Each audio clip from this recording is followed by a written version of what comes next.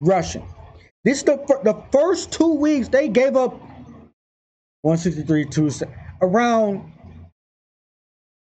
I know that's more than 400. Let me type this into a calculator real quick. It's 269, 173. They gave up 432 rushing yards in the first 2 weeks of the season. What's going on, everybody? Welcome back to the channel, or not really so welcome back. This is more of an introduction to an extension of Juju the Gamer, an extension of Juju the Gamer Reacts. That I wanted to have a more content depending on sports, and particular football, like NFL football, college football, sports gaming, you know, with 2K, Madden, you know, those kind of things. Eventually EA Sports College Football, when that comes in 2023. Any kind of like sports gaming. Might dabble in basketball because surprisingly the Bulls are actually pretty good this year. Yeah, my Chicago Bulls are actually pretty good this year. College basketball, when we get in terms of to the tournament, that's where I really start focusing in on college basketball, because I tried to watch the full season of college basketball during the pandemic and I just could not do it. I tried and it was just bad. College basketball is better when stands are full, when the student section is full, the crowd is pumping, that kind of thing.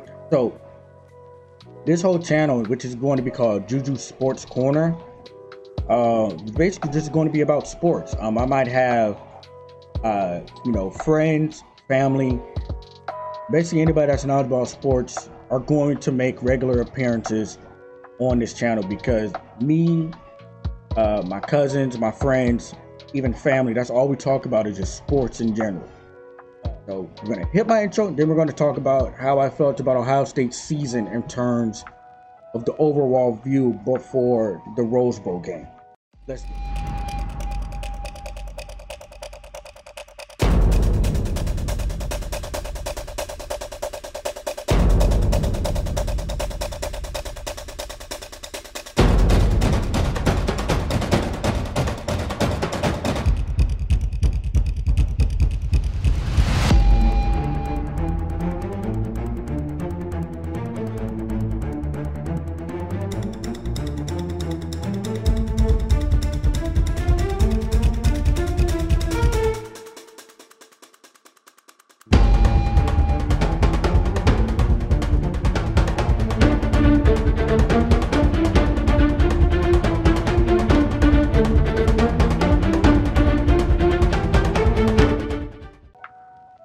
Alright, so I wanted to split this video up into kind of a couple different sections, starting off with my expectations before the season started.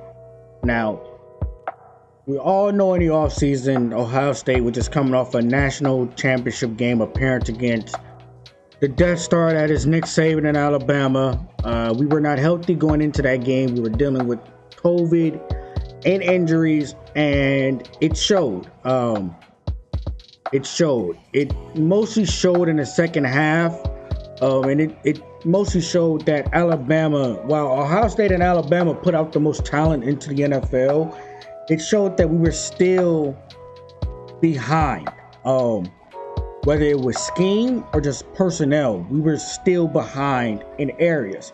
So going into this season, you know, losing all the talent that we had lost to the league, including Justin Fields, who is on my favorite team, the Chicago Bears, as our quarterback, starting a freshman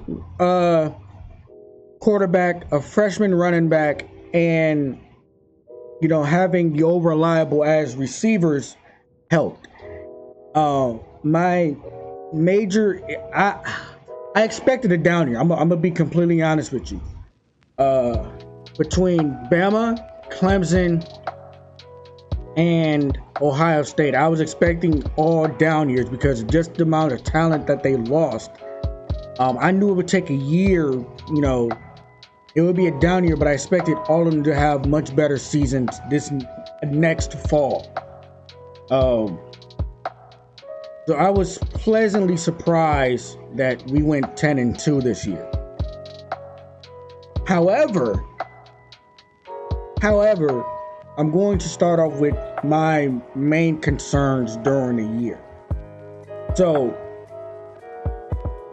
my main concerns during the year was mostly on defense. I knew the offense would, the offense would kind of take some time to get going because we are starting a freshman quarterback who didn't have no reps last year, and they're playing in crowded stadiums in the Big Ten that care about football.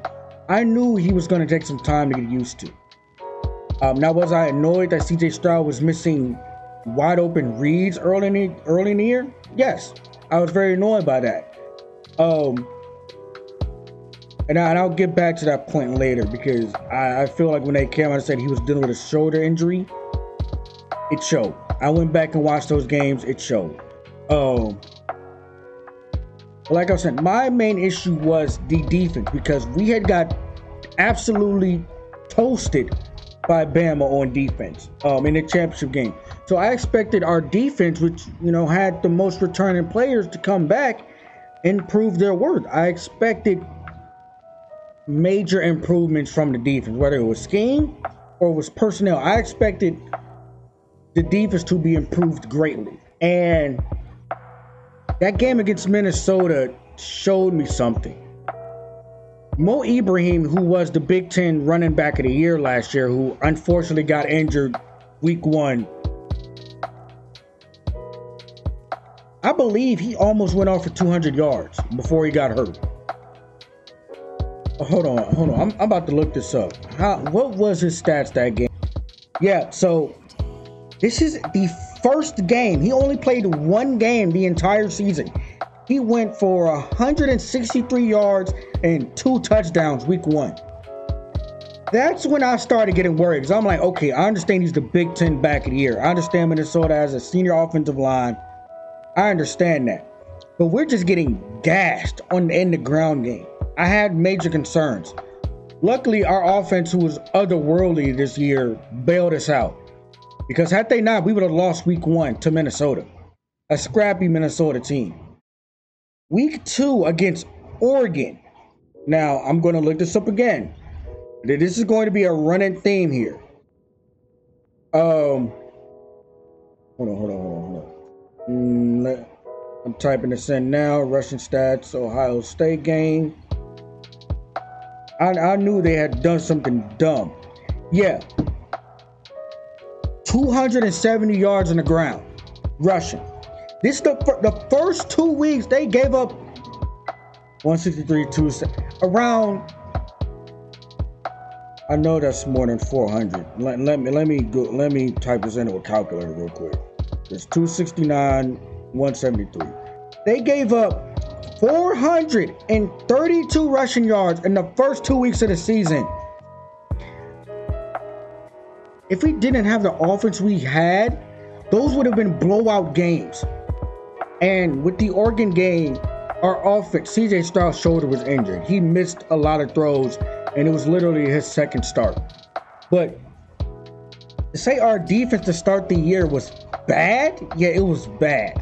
So after the Oregon game, when we rightfully lost, because you are not going to win no game giving up 270 yards on the ground. I don't care what team you are not winning that game. You're just not. And we get it, the offense was struggling. The Tulsa game really worried me when it turned to the outlook, how I felt throughout the season. That game showed me that even though Travion Henderson, who probably should win some awards as a freshman running back for what he did, even though he broke the record for rushing yards for in a single game for Ohio State, he had an otherworldly performance. But once again, the offense bailed the defense out. The offense bailed the defense out because a terrible Tulsa team. Listen, Tulsa is not a good team. They were not a good team this year. They were not. Tulsa scored 20 points. That game was close. The game was close heading into the fourth quarter. Like, I don't. So, and here's the thing here. This was week 4 against Tulsa. Yeah, Tulsa's quarterback threw for 428 yards. We actually stopped the run, but still, the defense overall was an issue. And like I said, you know, the games got on where offense pretty much would get out to a lead and the defense was, you know, contained to hold it. And then we started seeing some of the offensive issues, like continuously false starts, not scoring in the red zone against Penn State and Nebraska. There were glaring things that, you know, starting 4 offensive tackles just on one line. It was signs that this team, while good to elite, was not one of the best 4 teams in the country. As much as I'd love to believe it, we still had a shot.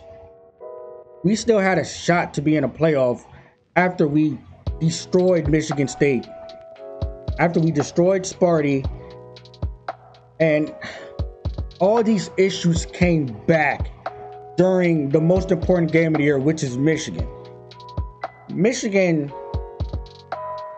And then this is an indictment on the whole defensive staff.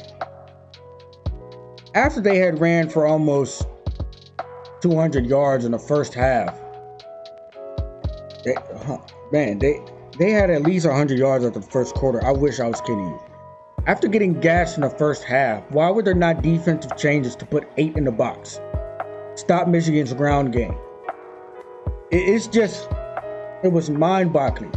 Yes, it was inclement weather, but literally on certain plays, I go back and watch the Michigan-Ohio State game. Go back and watch. Everybody on Ohio State's defense that was directly involved with the play was blocked on certain plays. Like, nobody was fighting off blocks, missing tackles, dumb penalties. And then on offense, continuously false starts. We couldn't run tempo, which is Michigan's weakness. Michigan's weakness is like Georgia. Run tempo on them so their pros on the defense cannot get set and know what they're doing. That's what Alabama just torched Georgia with. That's literally what they just did to torch Georgia. They ran tempo, they got first downs, and continue running tempo, keep that defense off balance to where they can't set. That was the key to beating Michigan for Ohio State. That's what Michigan State did when they beat Michigan. They ran up tempo. They got first downs, got to the line, so that Michigan's pros, they're both their future NFL pros, Aiden Hutchinson and Ajabo, you know, they were tired. Like, they couldn't get set. And so there were major defensive signs the entire way. Now, which, you know, unfortunately they came true. We thought after the Oregon and Tulsa game that they were just blips on the radar. Then they had improved during the year, but that Michigan game showed me that the teams that we played just didn't have the talent to exploit on the weaknesses. They tried to exploit on the weaknesses, but like Michigan and Oregon, they just didn't have the talent to really exploit on the weaknesses of Ohio State's defense.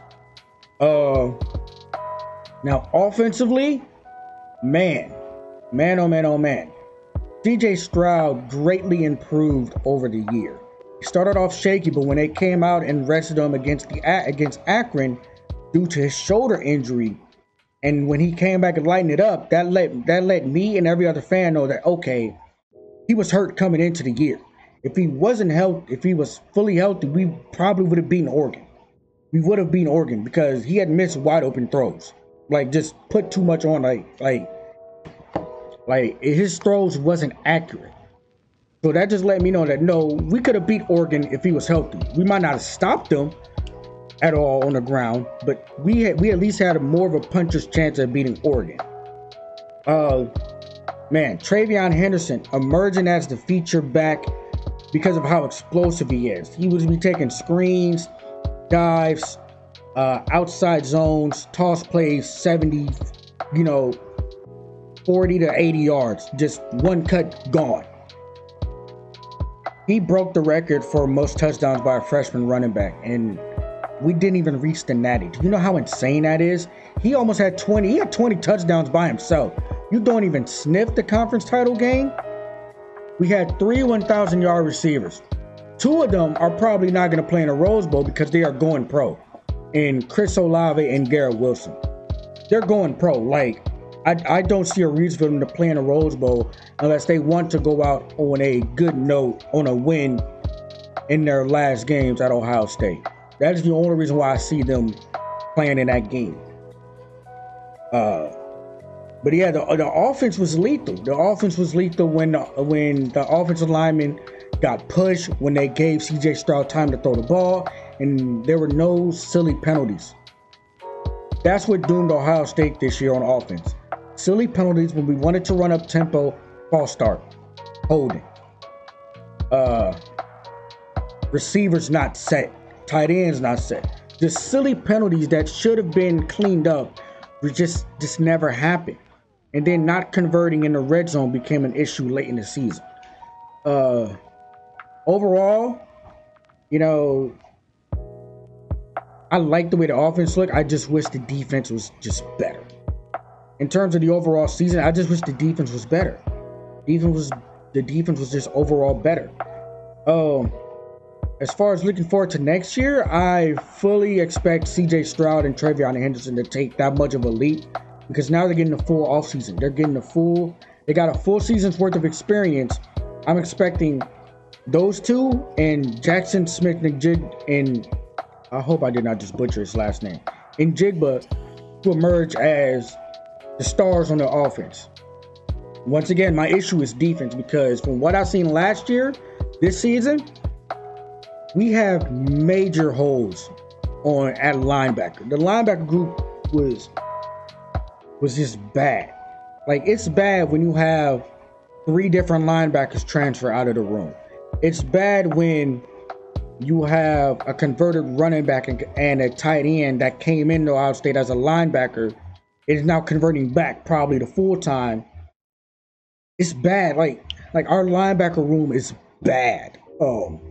We either need to get more athletic or find a coach that'll develop these guys. Because from what I've seen these past 2-3 years, the linebacker group is the worst position on the defense. The back end improved greatly from last year, especially with Denzel Burke. Him emerging as that true shutdown corner. I'm excited to see what the back end looks like, the back 5 of the defense look like, now that they're going to get healthy coming into next year. And we have talented, freshman corners, talented underclassmen coming in and stepping into bigger roles. The defensive line, I was not really impressed with the defensive line this year, especially the upperclassmen. They just didn't make game-changing plays. Like, when you go from Chase Young to the Bosa brothers to Sam Hubbard, when you go from that group of explosive, game-changing D-line play to coming into just good D-line play, they weren't game changers. They weren't game wreckers like Aiden Hutchinson and Ajabo. Now, we do have 2 young guys that were 5 stars. They'll probably get more playing time as they get older. They'll start changing. What's the word I'm looking for? They'll start really looking forward to seeing how they develop with Jack Sawyer and JT Tuimoloau. I'm really looking forward to see how they develop, because I know Larry Johnson is a Hall of Fame coach. I know he's going to develop those guys. My issue is, are we changing anything on defense? Are we getting another defensive coordinator? Like, you sat in a 4-2-5 while Michigan ran over 300 yards. Who does that? Who does that? Like seriously, who does that? You're just going to sit in a 4-2-5 the entire game and just let your D-line and linebackers get bullied the entire game and not put 8 in the box? Michigan only threw the ball 5 times in the second half of that game. It was a 1-score game at halftime. They only threw the ball 5 times. Are you serious right now? So there better be some defensive changes on the staff, scheme, and personnel. That defense better be coming out with its hair on fire against Utah. I'm not joking. That defense better come out with its hair on fire because they got embarrassed. They literally said in the post game against Michigan, they knew the offense could score. They just never gave the Ohio State offense any opportunities to close the gap because they just let Michigan run up and down the field the entire game. So the Rose Bowl is going to be interesting. I'm not even going to front. I've seen Utah whoop Oregon twice. And Oregon ran for almost 300 yards against us. I am worried. I am worried because Utah is a physical and disciplined, sound football team. Hell, Utah would probably be in the playoff this year had they started, what's their quarterback name? Cam Rising? Yeah, Utah would be in the playoff right now had they started Cam Rising day one. But because they didn't, they took two early losses and everybody just kind of wrote them off. Yeah, so I had high hopes for this season. This season was a disappointment and an abject failure because we didn't reach the Big Ten title game. We had to watch Michigan win it. Well, not just win it. They stomped Iowa. Yeah, I saw that game. They stomped Iowa. So yeah, they better come out focused, disciplined, mentally sound, ready to play against Utah. Because this is Utah's first time in a Rose Bowl. So their fans are going to show up and they're going to be loud for Utah. So the Ohio State as a whole better show up ready to play. And for the love of God, quit playing. My voice is cracked. Oh my God. And for the love of God, quit playing 4 tackles on the offensive line. Play some actual guards. Get mean and nasty on the offensive line. Why are we even playing 4 tackles on the offensive line to begin with? So this was the state of my favorite team. Part 1 rant about the Ohio State Buckeyes.